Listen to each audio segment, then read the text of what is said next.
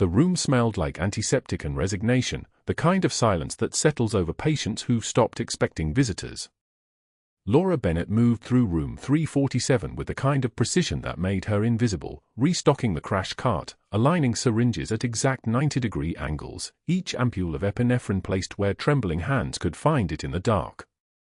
She didn't hum. She didn't chat. She moved like someone who understood that efficiency was respect, that discipline was the only language hospitals truly understood. The 4 bags hung from their hooks in descending order of volume, 1,000 milliliters, 500, 250, a hierarchy that made sense to her at 3 in the morning when patients crashed and choices had to be instantaneous. Her hands worked without hesitation, fingers finding the right tubing, the right connector, the right flow rate on the infusion pump without looking. Muscle memory took over. Not the muscle memory of a nurse with 8 years of experience at one hospital. The muscle memory of someone who'd performed emergency procedures under fire, where seconds weren't measured in heartbeats but in how many rounds downrange your shooter had left. The patient in room 347 lay sleeping with a kind of restlessness that suggested old pain, a Marine General Marcus Wade, decorated and dangerous even lying down, his shoulders too broad for a standard hospital bed, his jaw set like granite even in unconsciousness. A faded tattoo marked his left forearm, a single name in military script. Bennett. Laura had seen it 3 times now, always when she thought no one was watching, always when she'd been alone with him for those brief moments of vital checks and tube adjustments. She never stared. Staring was how people got remembered. She checked his oxygen saturation, 93%, stable, and moved on. The fluorescent lights above hummed their constant electric prayer. The ventilator beside his bed wheezed its mechanical rhythm like a breathing thing that had forgotten how to be anything else. She adjusted the nasal cannula, ensuring the prongs sat properly, the way someone does when they've done it 600 times and still remember the first time, when their hands actually trembled. Not anymore. Her hands were steady as surgical lasers now, after years of pretending to be less than she was, after learning that invisibility was its own kind of armor. The tattoo. The name. Bennett. It sat in her chest like a question she couldn't ask, a history she'd been ordered to bury so deep that even she sometimes wondered if it had actually happened. Kandahar. The minefield. The 3 soldiers she dragged through fire while rounds punched holes in the air around her, but one of them had survived, one of them had made it home, one of them had carried her name into a new life she didn't know he was living.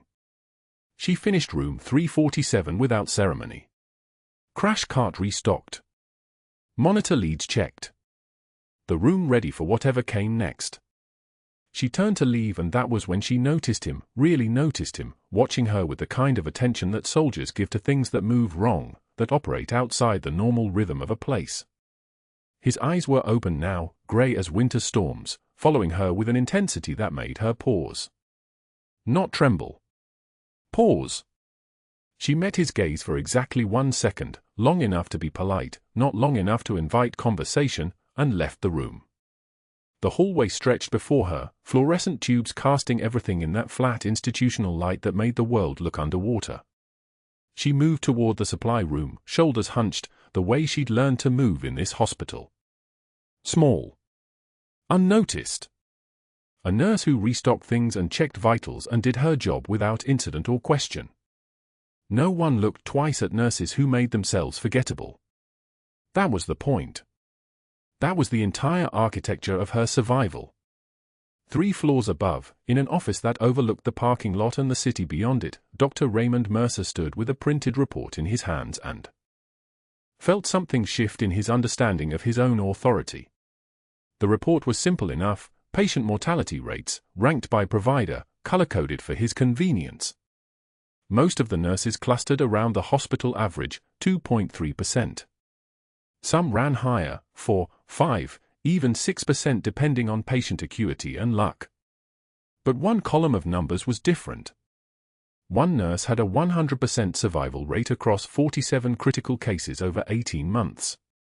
47 cases. 0 deaths. The name at the top of that column was Laura Bennett. Mercer's jaw tightened.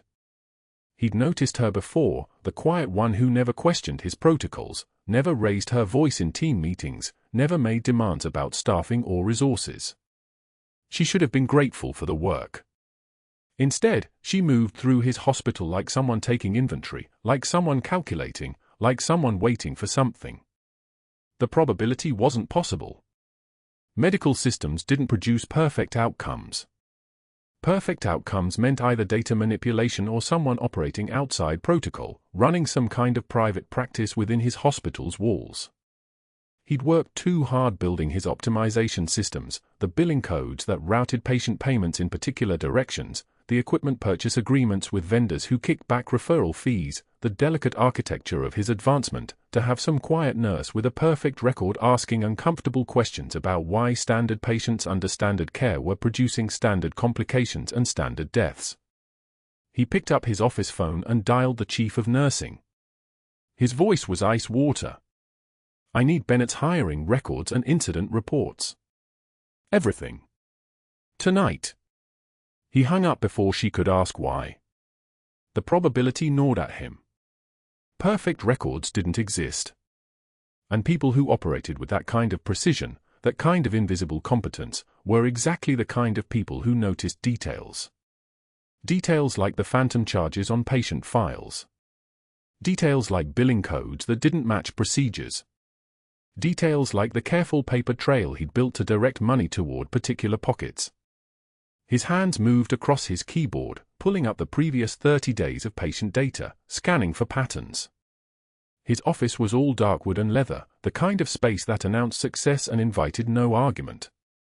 A photograph on his credenza showed him at a fundraiser with the hospital administrator, both of them holding checks. 5 figures. His salary multiplied. His position secure. And somewhere down there in the cardiac wing was a nurse who moved through his hospital like she already owned it, like she was already thinking steps ahead, like she understood the system well enough to break it open if she decided to. He would need to move carefully. Moving quickly against someone like that meant leaving evidence. Moving carefully meant being patient, building his case with documentation and witnesses, creating a record thick enough that even if she complained, even if she somehow knew what was happening, there would be nothing she could prove, nothing anyone would believe. He began typing. An email to the Quality Assurance Department. A casual mention of concerns about certain nurses' scope of practice. Nothing accusatory. Nothing that couldn't be walked back if needed. Just questions. Just flags. Just the beginning of a paper trail that would end the way he wanted it to end, with a nurse who knew too much quietly dismissed, her record permanently marked, her future permanently limited. He didn't know that he'd already made his first mistake. He didn't know that the woman he was thinking about had been trained by people who noticed when they were being hunted. And he didn't know that the patient sleeping 3 floors below him had woken fully for the first time in days, had seen a woman restocking his crash cart with military precision, and had read her name tag with eyes that had spent 18 months trying to find her, trying to survive long enough to find her, trying to live with the weight of gratitude to someone he'd lost and couldn't name and couldn't find and couldn't forget. The afternoon shift change happened at 3 o'clock. Laura moved through the corridors with practiced invisibility, her badge clipped to her waistband at exactly the angle that made it hard to read, her hair pulled back in a way that changed the shape of her face, her posture curved just enough that she looked smaller than she was. The hospital was a machine, and machines worked best when their parts didn't attract attention.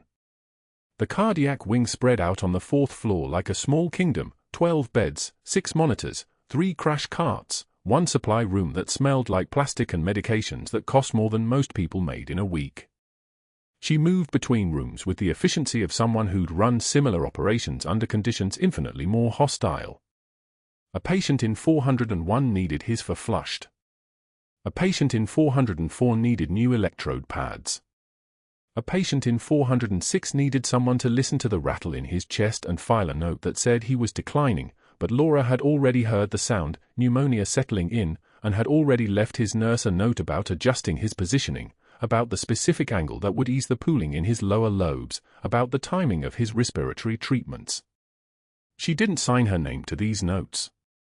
She never left her initials. The information just appeared, attached to patient charts like institutional wisdom rather than individual insight. That was safer. Safer not to be noticed. Safer not to be credited. Safer not to exist too loudly in a place where her existence had been supposed to be erased, where every record of her previous life had been filed away and locked and classified so far beyond reach that some days she wondered if the woman she'd been was actually real. She had touched the patch one last time before her shift, the faded unit insignia hidden inside her jacket lining, the one thing she'd stolen from her old life, the one thing she hadn't been ordered to destroy. Holding it between her fingers felt like holding proof that she'd existed, that those years had happened, that the soldiers she'd carried through the minefield had actually been real and not just some story she told herself on bad days. The supply room was empty. She restocked the crash cart in room 347 and was halfway back to the medication room when the orderlies saw her. Two of them, both male, both the type who'd been hired as muscle and not for any particular skill at patient care. They stood outside the vending machine on the far end of the cardiac wing, and when they saw her approaching, something shifted in their body language, a straightening, a gathering, the kind of posture that suggested they'd been waiting for an audience. "Hey, Bennett," one of them called out. His name was Travis and he had the particular confidence of someone who'd never been told no. "You got a second?" She kept walking. The kind of walking that said she was busy, that she was professional, that she had somewhere to be. It didn't matter. They moved into her path anyway. "We were just talking about your protocols," the other one said. His name was Derek and he had the tired face of someone who did this same thing with everyone, pushed just hard enough to stay legal, just confident enough to seem like he belonged. "You know, the old outdated ones." Travis smiled. "The ones that don't work with how real hospitals actually run." They were blocking her path now. Not physically blocking, there was still space to move around them, but positioned in that way that communicated, "We can say whatever we want and you're not going anywhere." Laura stopped. Her shoulders remained hunched. Her eyes remained down. When she spoke, her voice was exactly what it needed to be, quiet, deferential, the voice of someone apologizing for existing. "Excuse me." The orderlies didn't move. Derek shook his head like he was disappointed by her lack of engagement. "That's what we're talking about. No confidence. No backbone." He stepped sideways, still blocking. "If I was working with half the staffing you had, I'd be complaining all day. But you? You just keep your head down like some little..." He didn't finish the sentence. He didn't need to. The meaning was already assembled in the air between them, already understood. Laura's jaw tightened. Not visibly. Not enough that someone watching would have caught the change. Just the tiniest compression of muscle, the briefest moment of her body recognizing the weight of small humiliations, of 18 months of being invisible by necessity, of being reduced to a noun that didn't have enough letters to describe what she actually was. She stepped around them without another word. The supply room door clicked shut behind her, and she was alone with the fluorescent hum and the smell of medications and the sharp organized geometry of a space where everything had its place and nothing was allowed to deviate. The patch in her jacket felt heavier now. 3 floors below, in his office overlooking the parking lot, Dr. Mercer continued typing. He was good at this, the careful construction of documentation, the building of cases, the quiet orchestration of institutional power. He'd learned these systems the way other men learned languages. And he was already thinking about how he'd phrase the next email, the next concern, the next question that would begin the process of dismantling a nurse who'd made the mistake of being too efficient in a system built on acceptable margins of failure. He had no idea what he'd actually triggered. He had no idea that General Marcus Wade was fully conscious now, fully aware, his grey eyes tracking the movements of the nurse whose name was tattooed on his arm in a language of loyalty that no bureaucrat could erase. What happened next didn't just change the hospital. It ended careers. Grand rounds at Seattle General moved like clockwork through the cardiac wing, 8 residents trailing Dr. Mercer in a tight constellation, their white coats crisp as fresh dollar bills, their notepads ready for whatever wisdom he dispensed. The fluorescent lights hummed overhead with that particular hospital frequency that made your teeth ache after 8 hours. Laura Bennett stood at the nursing station updating vitals when she heard her name called across the sterile expanse of the 3rd-floor corridor. "Nurse Bennett. Step forward, please." She set down her tablet and moved toward the group with the kind of economy of motion that came from a decade of conserving energy in places where energy kept you alive. Her scrubs were pristine. Her badge clipped at a precise angle. Her face was a perfect mask, the kind of mask you learn to wear when you'd seen what she'd seen. Dr. Mercer stood in the center of the residence, his posture the posture of a man who'd never once questioned his own authority. Silver cufflinks caught the light. His tie was silk. Everything about him announced, this man has never been wrong, and certainly not by you. Nurse Bennett represents something we need to discuss, he said, his voice carrying that particular tone of false courtesy that preceded a knife. Outdated protocols. Resistance to our new billing optimization system. A troubling pattern of questioning standard procedures. He gestured toward the residents like a surgeon pointing out a tumor. She continues to use manual charting for certain high-acuity patients instead of utilizing our integrated system, which automatically upgrades billing codes based on patient complexity. One of the residents, a second-year named Christopher, glanced at Laura with something like pity. She didn't return the look. The medication times logged in her charts are inconsistent with system timestamps, Mercer continued, warming to his performance. She questioned supply orders that our vendors assure us represent best practices. She's even refused to use the new cardiac monitoring equipment on General Wade in room 347, claiming the standard monitors are sufficient. He turned to her directly. Tell these doctors, Nurse Bennett. Do you believe you understand hospital operations better than the department directors who purchased these systems? 3 minutes. That's how long he spoke. 3 full minutes of catalogues, of supposed errors, of insinuation. The residents shifted their weight from foot to foot. One of them wouldn't meet her eyes. Another actually looked angry on her behalf, though he said nothing because Mercer was the hierarchy, and the hierarchy was untouchable. When he finished with perhaps you'd be happier at a rural clinic where they still do things the old-fashioned way, Laura stepped forward. Just 6 inches closer.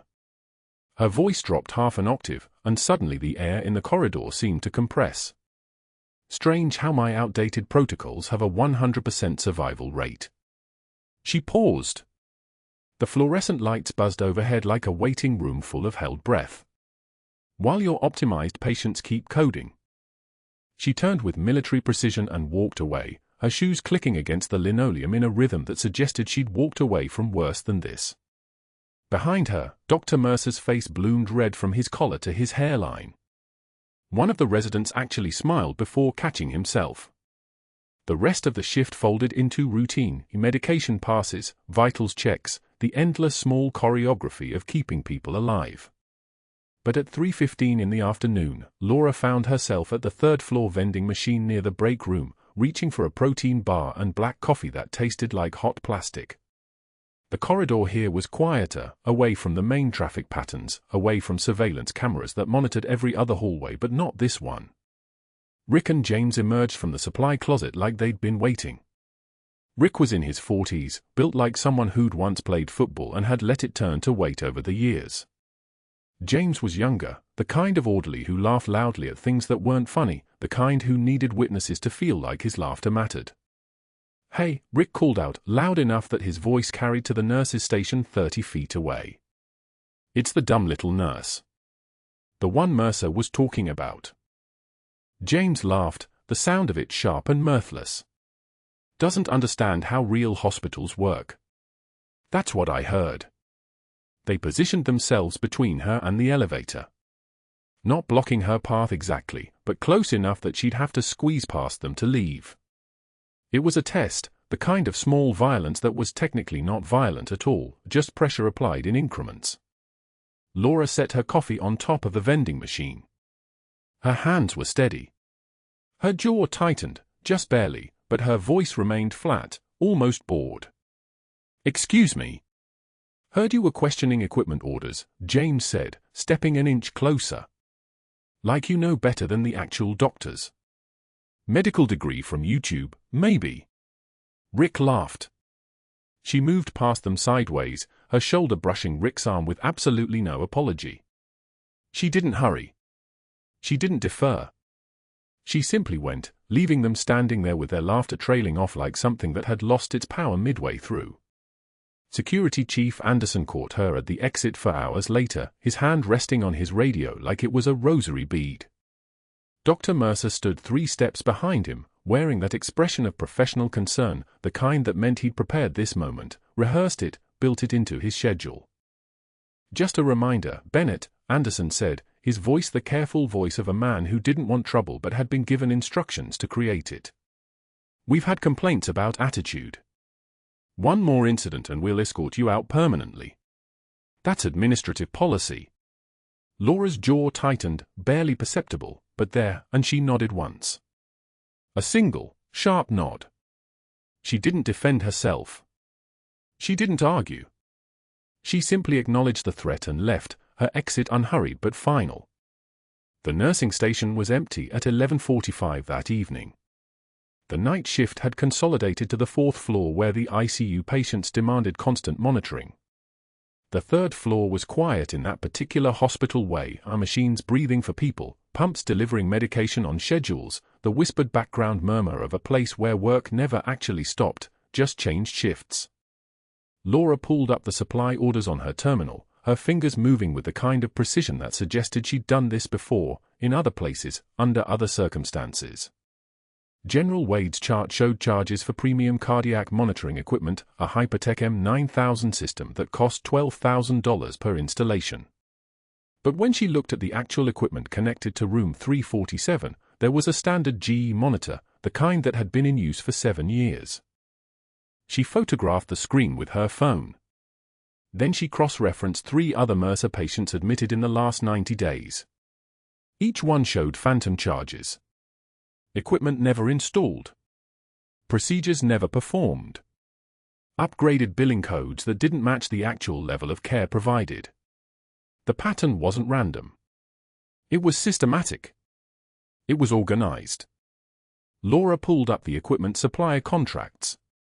Precision Medical Equipment Corporation. The contract showed a 23% markup on all orders processed through the new integrated system, a markup that shouldn't exist. She traced the payments to a shell company registered to someone named Patricia Vale. 2 calls to the hospital's public records database later, she found that Patricia Vale had identical middle initials to Patricia Vale Walsh, the HR director, only with a married name substituted. The pieces arranged themselves like a surgery in her mind, sterile, logical, devastating in their clarity. She photographed for more screens, then 3 more. Her phone sat face down on the desk afterward, its mission complete, its record made. What Laura didn't know was that Dr. Mercer was watching. The security camera in the corner of the nursing station, the one positioned to monitor medication dispensary access, had been redirected 3 weeks ago on Mercer's direct request to the IT director, a man who owed him a favor. 12 hours of footage could be reviewed, cropped, archived. All very administrative. All very normal. Mercer sat in his office on the 5th floor at 11:58 p.m., watching the monitor, watching Laura photograph each screen with meticulous care. His hands didn't shake. His breathing didn't accelerate. But his mind moved very quickly, calculating angles, consequences, distances. At midnight exactly, he made his first call. "It's Mercer," he said when the equipment supplier answered. "We have a problem. The Bennett nurse is digging through supply orders. Everything needs to be clean by tomorrow morning. Do you understand?" The supplier understood. The second call went to Patricia Walsh in HR. "I need an expedited Form 18C, he said. Scope of practice violation. Unauthorized invasive procedures. Insubordination. I'll have documentation by 0600. Make sure it's processed immediately." The third call was to his contact at the billing department. "Suspend all deliveries to cardiac. Tell them we're running an internal audit. I'll explain tomorrow." Then he opened Laura Bennett's personnel file from the hospital database. He'd been curious about the gaps before. The 3-year employment history with no prior references. The social security number that appeared recently, almost too recently. The background check that had been expedited through channels he didn't normally use. He began drafting an incident report, leaving the date and violation blank. A weapon waiting to be loaded. A trap waiting for its moment. He didn't know who she was, but he knew that anyone this careful with patient care, this willing to contradict him, this dangerous to his operation, needed to disappear. The rain started at 1 in the morning, hammering the Seattle streets like a judgment no one had requested. Laura sat in her car in the hospital parking lot, her hands on the steering wheel, staring at the building she'd walked into 8 hours earlier as a nurse and would walk out of as something else entirely. She didn't know that Mercer was preparing her destruction. She didn't know that the photograph she'd taken with her phone would start a chain reaction that would end careers and bring generals to her defense. She only knew that she'd found the pattern. The corruption was real. And now she had to decide what to do with the truth. The monitor alarm screamed at 2:17 a.m. on a Tuesday that felt like every other Tuesday, except it wasn't. Laura heard it from the supply closet where she'd been counting suture kits, and her body moved before her mind caught up. Room 347. General Wade. The alarm cut through the quiet hallway like a blade through silk, and she was already moving toward it before the night nurse could finish her first panic breath. His right chest was hyperinflated. Even from the doorway she could see it, the way his ribs flared outward on one side, asymmetrical and wrong, like someone had pumped air into his lung cavity and sealed it shut. His trachea had deviated hard to the left. His oxygen saturation was 76% and dropping. His lips held that particular shade of blue that meant minutes, not hours. Tension pneumothorax. Air trapped around the lung. Pressure building. Cardiac arrest waiting in the wings like an audience member checking their watch. The code team was 4 floors away.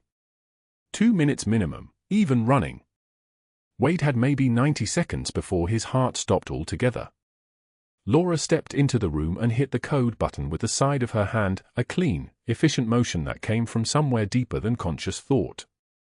"I need a 14-gauge needle and a crash cart," she said to the night nurse, whose name was Sarah, who was standing frozen with her hands pressed against her mouth. Not a request. A statement of fact delivered with the kind of calm that comes from having already survived the worst. Sarah moved. Good. Wade's eyes found Laura's as she approached his bedside.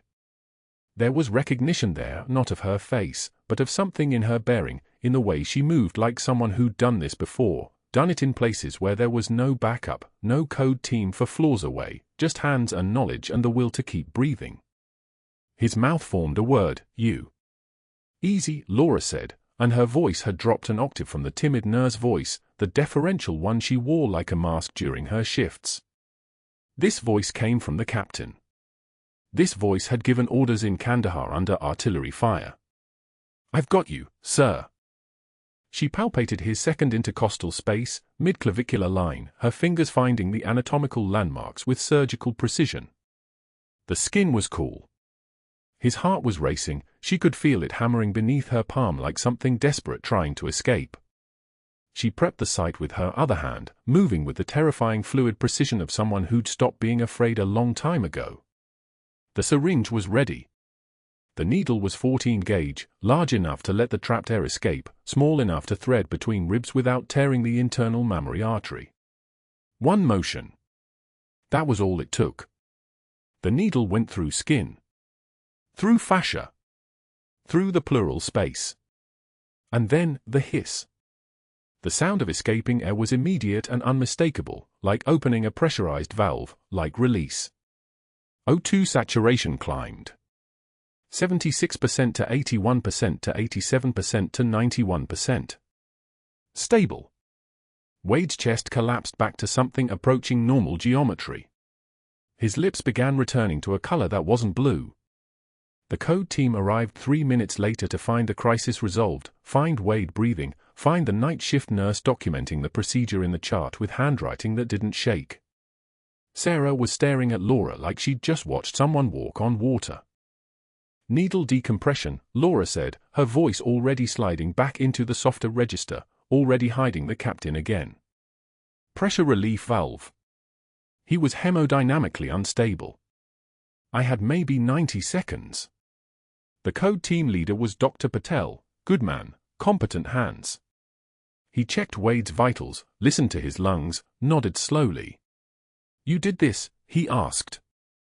I did. How did you know? He stopped himself. Nurses didn't do needle decompressions. That wasn't in their scope of practice. That was doctor territory, liability territory, the kind of thing that ended careers. But Wade was alive, and the procedure was perfect, and everyone in that room understood the math of what had just happened, an authorized procedure versus dead patient. The room went so quiet you could hear the ventilator's mechanical rhythm, steady and sure. Protocol 7.3.2b is a guideline, Dr. Patel said finally. This was a life-or-death situation. Laura nodded, said nothing more. By 2:34 a.m., Dr. Mercer had received the incident report. He was in the hospital by 3:15, moving through the corridors with the fury of someone who'd just watched his carefully constructed plan develop a catastrophic flaw. Laura Bennett had saved General Marcus Wade's life. Laura Bennett had performed an unauthorized invasive procedure. Laura Bennett had demonstrated the kind of medical competence that made questions about her billing accusations look less like incompetence and more like something else entirely. He pulled the security footage first. The cameras in room 347 had captured everything. Laura's hands moving with military precision. The needle going in. The hiss of air. Wade's O2 saturation climbing like resurrection itself. No hesitation. No uncertainty. Just skill delivered with the kind of economy of motion that suggested years of training in field medicine, combat medicine, the kind of medicine you learned in places that weren't hospitals. Then he reviewed her procedure note. Documented precisely. Timing exact. Vital signs charted before and after. It was technically perfect. Which meant it was technically indefensible. Mercer sat in the hospital admin office with the early morning stillness pressing against the windows, and he began to build his case the way he'd learned to build them over 20 years of protecting institutions rather than patients. Not with the crude violence of accusations, but with the precise architecture of policy.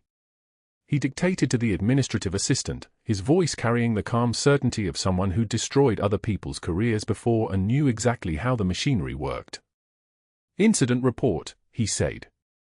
Unauthorized invasive procedure. Policy 7.3.2b, scope of practice violation. Cross-reference with Patient Safety Guidelines Section 4, Procedure Authorization Protocols. By 6 a.m., the form was filed.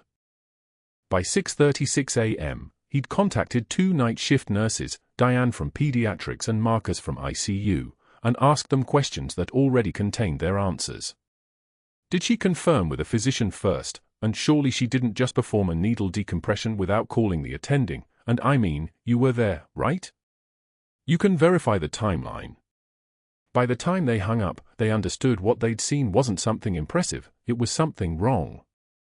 By 9 a.m., Form 18C had been submitted to HR, Patient Safety Incident Report. Progressive Discipline Documentation. Witness statements attached. Patricia Walsh from HR received the packet while drinking her coffee, and her face did that thing it always did when Mercer sent her something, a small tightening around the mouth that suggested she understood they were moving through a process that had only one ending. He's worried about liability, Mercer said when she called him to confirm receipt. The general's family could argue that a nurse performing a procedure outside her scope created a negligent situation, even though the outcome was positive. Actually, especially because the outcome was positive. It establishes that she has medical knowledge she shouldn't have, that she's operating outside her training. That's not really, Patricia started. We need documentation, Mercer interrupted, his voice holding that particular tone that suggested this conversation had ended even though she was still speaking. We need to show we acted immediately when we discovered a patient safety issue. Otherwise, if something goes wrong, the hospital is liable for knowingly allowing it. Form 18C starts the clock on corrective action. The documentation trail grew throughout the morning. Email to Patricia at 10:15 a.m. asking about timeline for remediation. Email to nursing supervisor at 10:51 a.m. requesting immediate review of Nurse Bennett's personnel file for other incidents. Email copied to Risk Management, Hospital Administrator, Chief Medical Officer. Each one another nail. Each one another layer of institutional protection. By 11 a.m., Laura was still working her shift, unaware that the machine had been set in motion, that the documentation she thought was straightforward, a procedure that saved a life, properly charted, properly timed, had been reframed as insubordination, scope creep, a threat to the system itself. Wade slept fitfully in room 347, his color returning gradually, his oxygen saturation holding at 98%. The crisis was over. But that wasn't the worst part. The worst part was that Laura didn't know this was the beginning of her end. By 8:40 that morning, Dr. Mercer had already moved through 3 stages of calculated destruction. He sat in his office, mahogany desk, floor-to-ceiling windows overlooking the cardiac wing, and opened Form 18C on his computer. The document stared back at him with its official letterhead, waiting for his signature. Incident Report, Unauthorized Invasive Medical Procedure. He began typing with the precision of a surgeon making an incision, each keystroke deliberate. Laura Bennett performed needle decompression without attending physician authorization. Scope of practice violation per policy 7.3.2, b. Patient outcome does not constitute exoneration. In fact, he typed, the successful outcome masks a fundamental breach of chain of command that, if tolerated, undermines the entire structure of hospital governance. He attached for witness statements. The first came from resident Dr. Catherine Solis, who actually had been in the hallway when the code siren sounded. Mercer had cornered her outside the coffee station at 6:30 that morning, before her shift report. What you witnessed, he'd said, voice low and even, was a nurse operating in direct violation of her scope of practice. I need your recollection on paper. For liability purposes. Solis had hesitated. She'd also seen the O2 sat climbing, had watched General Wade's color improve from ashen gray to something approaching human. But she was a second-year resident. Dr. Mercer controlled her rotation assignments, her recommendation letters, her entire future trajectory through the hospital hierarchy. She signed what he handed her. The second statement came from Security Chief Anderson, who'd been on-site during the incident but hadn't actually witnessed the procedure itself. Mercer had called him directly. I need documentation that unauthorized personnel entered the ICU during an active code. Standard security protocol. Anderson was a former military man, 32 years in the Army before retiring as a major. He understood chains of command. He understood that protocols existed for reasons. He didn't question why Mercer was building this particular file. He simply wrote what he was asked to write. The third statement was the masterpiece. It came from Dr. Raymond Pierce, Chief of Emergency Medicine and Mercer's closest ally on the Administrative Council.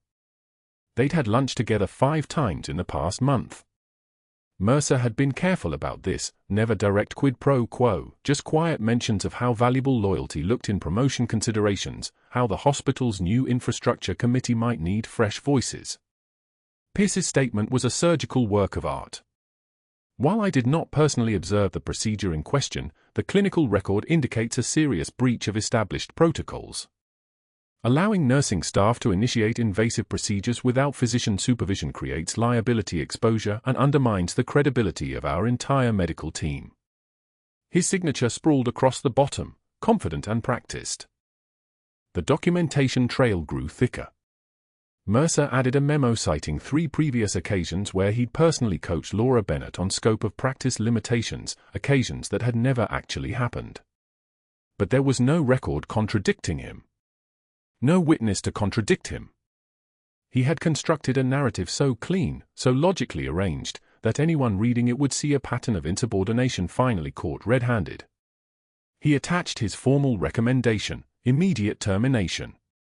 Grounds for cause. No severance. Possible referral to State Licensing Board for credential review. At 8:57, he sent the file to HR Director Walsh with a 2-sentence cover email. This requires urgent attention for patient safety and liability purposes. Please expedite. Walsh would escalate it. She always did. By 9:15, Laura was standing at the nursing station reviewing post-op labs for a bypass patient when Security Chief Anderson appeared beside her. He wasn't in uniform, just dark trousers and a blazer with a small pin that identified him as hospital security. Behind him came HR Director Walsh, a woman with iron-gray hair and a tablet tucked against her ribs. She had the expression of someone delivering a pre-written script. Laura recognized that expression. She'd seen it in interrogation rooms, heard it in debriefings about soldiers whose tours were being terminated early. It was the expression of institutional machinery in motion. "Laura Bennett," Walsh said. "You're being placed on immediate administrative leave pending investigation." The words landed in the space around them like dropped instruments. A nurse 2 stations over paused mid-keystroke. A resident looked up from a chart. Everyone heard it. Everyone was listening. That was the point. That was always the point. "You need to surrender your hospital badge," Anderson added. His voice was steady, almost kind. He wasn't enjoying this. That somehow made it worse. "And leave the premises immediately." Laura's face didn't move. Didn't flinch. Didn't flush. She simply set down her pen and said, "All right." Those 2 words contained no emotion, no protest, no acknowledgement of injustice. They were the words of someone who'd already accepted the outcome before it arrived. Her hands curled into fists for exactly 2 seconds, then released. She stood, movements precise. Controlled. The mask that had held for 6 months didn't crack even as it sealed itself tighter. She walked to her locker with Anderson and Walsh flanking her like guards. The laundry room was 3 flights down, and she rode the elevator in silence while fluorescent panels hummed their mechanical hymn overhead. When the doors opened on the basement level, she could smell the industrial detergent, that sharp chemical bite that clung to everything in these depths. Steam rose from the pressing machines. The air felt thick, industrial, like she was descending into the mechanical guts of the hospital itself.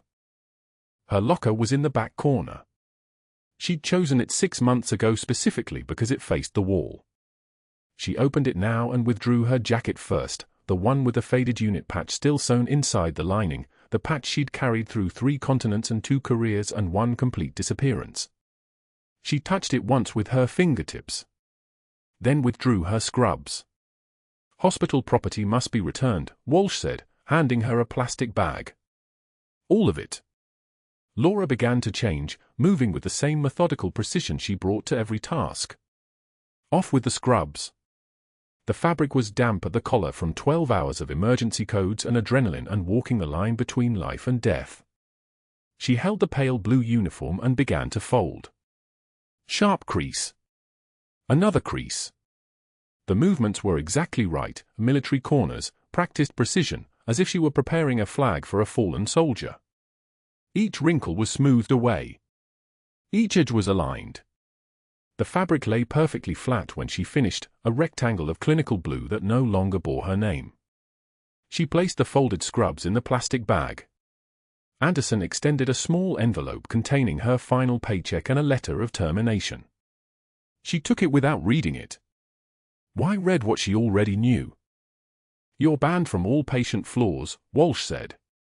"Any attempt to return to patient care areas results in criminal trespass charges and immediate prosecution. This is in writing." She handed Laura a document. Laura took it and tucked it under her arm with the envelope. They walked her to the parking lot exit.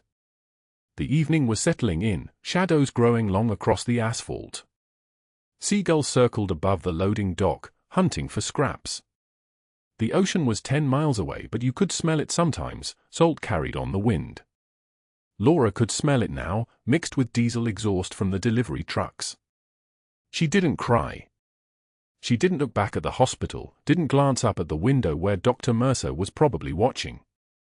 She simply walked to her 2008 Honda Civic, a vehicle so anonymous, so utterly unremarkable that it seemed designed for invisibility, and sat in the driver's seat with the door open and the bag of folded scrubs on the passenger seat beside her. 11 minutes. That's what the clock on her dashboard read when she finally started the engine. 11 minutes of sitting in absolute silence, hands on the steering wheel, staring at the hospital entrance where nurses in fresh scrubs were arriving for the evening shift. None of them knew that Laura Bennett had just been erased. None of them knew she'd saved a Marine general's life at 2:17 that morning. None of them would know until much later, and by then the story would be so contaminated by official narrative that the truth wouldn't matter anymore. Inside Seattle General, Dr. Mercer was in his office deleting files. He'd accessed Laura's private cloud backup, a security vulnerability he discovered 3 months ago and kept to himself like a knife waiting for the right moment. He deleted every photograph she'd taken of the phantom billing charges, the inflated equipment costs, the invoices for devices that had never arrived. Each file dissolved with a satisfying pop. The evidence was gone. His fingerprints were clean. He believed he'd won. What he didn't know was that Laura Bennett's disappearance was about to become the least of his problems. Her phone buzzed at 6:02 a.m., just as Laura was making coffee in her apartment with trembling hands that had nothing to do with fear and everything to do with the kind of exhaustion that seeps into bone marrow. The name on the screen was Jennifer Chen, the floor nurse who'd watched Dr. Mercer dismantle her career without flinching. Jennifer's voice crackled over the line, urgent, loaded with the kind of desperation that meant something fundamental had shifted. "You need to come back. Now. General Wade is asking for you. Specifically you." "And Captain," Jennifer paused, the word hanging in the air like a detonation. "You need to come back." Laura didn't ask how Jennifer got her personal number. She didn't ask why Mercer's ban on her presence suddenly didn't matter. She grabbed her jacket, the one with the faded unit patch sewn into the lining, the one she'd carried through fire and silence for 3 years, and drove to Seattle General in 23 minutes flat, hitting 89 miles per hour on Midtown Parkway, her hand steady as a surgical laser on the steering wheel. The hospital corridors at 7:15 a.m. were quiet the way they get just before the day's shift floods in. Laura moved through them like a ghost returning to a place that had already buried her. The cardiac floor. Room 347. General Wade's room. She could hear voices before she reached the door, Jennifer's voice, hesitant but determined, and then a voice like distant thunder, rough with sleep but crystalline with clarity. She knocked once. Jennifer answered. General Marcus Wade was sitting upright for the first time in days, the morning light from the window catching the silver in his hair. His eyes found hers and something shifted behind them, not confusion, but recognition. Ancient, buried recognition, the kind that doesn't come from days or weeks but from fire and blood and the specific gravity of someone who refuses to let you die. He stared at her face for what felt like a geological epoch, his jaw working as if he were excavating words from very deep places, and then he whispered it, "Reaper." The aide stepped forward, a Pentagon liaison named Torres in a suit that cost more than Laura's monthly rent. He opened a citation folder with the precision of someone handling sacred documents. His voice carried the formal weight of military commendations, each word a measured beat. "Captain Laura Bennett, Silver Star recipient, for actions under fire in Kandahar Province, June 2021, where she carried 3 wounded soldiers including then-Colonel Marcus Wade through a minefield under sustained small arms fire, refusing medical evacuation until all personnel were secured." Torres paused. The silence in the room had weight. "Your official records have been restored by the Pentagon as of 6:16 a.m. this morning." The door burst open with the force of someone who'd just learned his entire world was collapsing. Dr. Mercer. Red-faced. Shouting about protocols and unauthorized visitors and scope of practice violations, each word sharper than the last. His voice filled the room like poison gas, and for 3 seconds, exactly 3 seconds, he seemed to fill it completely. Then General Wade raised his hand. Not a request. Not a suggestion. A command from someone who'd given them in combat zones. The silence was so absolute you could hear the ventilator in the adjacent room's mechanical wheeze. Dr. Mercer froze mid-sentence, his mouth still open, as if he'd tried to speak underwater. General Wade, moving with the careful precision of a recovering man, managed to push himself slightly higher in the bed. Then, with effort that carved visible lines into his face, he saluted. A full military salute. Not crisp, not parade ground perfect, but absolute in its authenticity. Behind Laura, Jennifer was pinning Captain's insignia to her jacket, 2 gold bars catching the morning light, transforming her from phantom back into architecture. Torres stepped back to give them space, his role as witness complete. Mercer's face underwent a transformation that would have been almost merciful to watch if it hadn't been so deserved. Confusion first. Then recognition. Then the specific white-hot panic of understanding that the universe had rearranged itself around him while he wasn't looking. The next people through the door arrived at 7:34 a.m. Special Agent Torres, different Torres, FBI credentials catching light like warnings, along with 2 forensic accountants and a woman whose suit suggested she'd prosecuted worse men than this. Torres read Dr. Mercer his rights in a voice like steel being drawn from a sheath. Dr. David Mercer, you're under investigation for financial fraud, falsification of federal records, witness tampering, and obstruction of military personnel files. We've been auditing Seattle General for 6 months. Your attempt to forge a protected federal assets documentation gave us probable cause to go full nuclear. Mercer's attorney arrived at 8:10 a.m., but by then the evidence was already laid out in Conference Room B like an autopsy, phantom billing codes, equipment supplier contracts with kickback schedules, automated systems configured to upgrade charges for vulnerable patients, his personal bank records showing $340,000 in irregular deposits over 18 months. Patricia Walsh from HR was providing testimony in Interview Room C, immunity agreement already signed, her knowledge of the forged documentation now transformed from complicity into cooperation. The equipment supplier's CEO was already in FBI custody, arrested at 4:06 a.m. at his home in the suburbs, his cooperation secured immediately. Mercer's computer showed everything. The files, the traces, the specific mechanical precision of a man trying to monetize human suffering and nearly succeeding. The forensic accountants moved through it like archaeologists uncovering a civilization's corruption, each file another proof that Dr. David Mercer had built his future on the bodies of people too sick or too trusting to question him. By 9:41 p.m., he was processed and released on $500,000 bond. By 6:19 a.m. the next morning, the hospital board had voted unanimously to terminate his employment and cooperate fully with federal prosecutors. The Seattle media reported it like a detonation, prominent cardiologist arrested in fraud scheme. By week's end, his medical license was suspended. His colleagues, the ones who'd laughed about the dumb little nurse at the vending machine, suddenly couldn't maintain eye contact in hospital hallways. Rick the orderly was interviewed by FBI. Security Chief Anderson claimed he was following orders. And Dr. David Mercer's future crystallized like frost on winter glass, plea bargain to avoid prison, permanent loss of medical license, financial restitution to the hospital and affected patients, and a teaching position at Savannah Community College. CPR certification courses. 3 nights a week. $18 per hour. But that wasn't the ending. That was just the consequence. Laura Bennett stood in the hospital lobby at 6:52 a.m. on a Wednesday, the faded unit patch now framed and mounted on the wall of honor between 2 Medal of Honor recipients, ghosts made gold, finally recognized. General Wade was being discharged, his arm over a nurse's shoulder but his eyes clear, his movement carrying the specific weight of a man who understood he'd been given a second accounting with death and had chosen to spend it wisely. The 50 Special Forces operators arrived at 7:53 a.m. sharp. Not formation, not ceremonial perfection, but something more authentic than either. They lined the hallway in dress uniforms, faces forward, the kind of quiet focus that comes from having trained together in conditions that separated living from dead. As Laura walked through, they saluted in sequence, not crisp parade ground salutes but slow battlefield salutes, the kind reserved for those who carried wounded home. General Wade stopped at the lobby center, turning to face her fully.